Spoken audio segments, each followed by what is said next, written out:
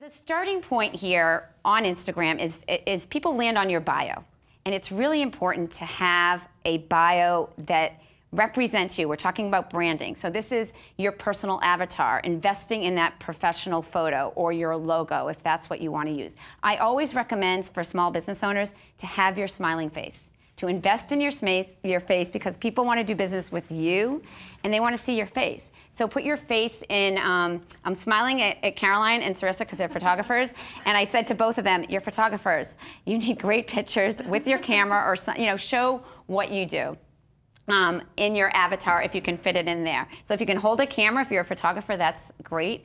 And if not, you just really want to make sure that it's a clean photo. You also have 30 characters across the top. So this is a very exciting thing that you are all going to learn. So if you're on your computers, you absolutely want to see this slide really big because this is a big ninja tip. And Sarissa just told me before we got on live that this tip, she just did it to her account and it's changed everything. So I'm pointing out that on your name, your name on Instagram does not have to match up to your username. It can be whatever you want it to be. So here are examples. I pulled all these examples. I took screenshots for you guys. These are examples of accounts, all who have a username, which you see in bold, and then in the lighter text is what they write in their bio for who they are, so that when you show up in the feed, you see marketing consultants for Limelight. You see Echo Tape, we love tape. So you see Michael Port, who did a show here last month, he couldn't get his name. He couldn't get Michael Port, someone else had it. He's like, okay, I'm taking I am Michael Port. So that was a workaround, and he decided to put his website where the username is. Keith, who you just heard from, he has his website there as well. Rachel Luna, a friend of mine, couldn't get her name, so she added TV because she does a lot of video.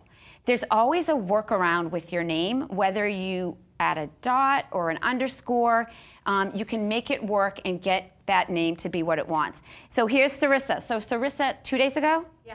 Okay, because I had done a ninja tip on one of my accounts, and she saw that. So Immerse Photography, great, that's her business name, but it's not all that compelling and it's hard to remember. You might not spell it right. And so for her to put her name, Sarissa, then use an emoji and put the camera and then say she's a photographer, not even a photographer, she's your photographer. So every time, she's smart, she's smart. So every time you see her photo, that's what you see. So Caroline, someone probably had your name, right, Caroline? So you did. You it wouldn't fit. Oh, and it's your Twitter handle. You matched up to Twitter. So that's another great strategy is to match up to Twitter if you can. So Caroline, who you're going to be hearing from soon, uses Caroline W Photo because her last name's White, and then she spelled out Caroline White Photographer because she couldn't get it as her username. So she did kind of the reverse on that.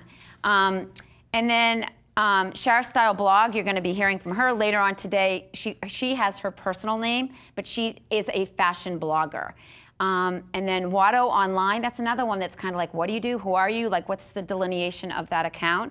And then he said he's a distinctive metal wear is what they do. So these are just examples of how you can get eyeballs on what you want it to be.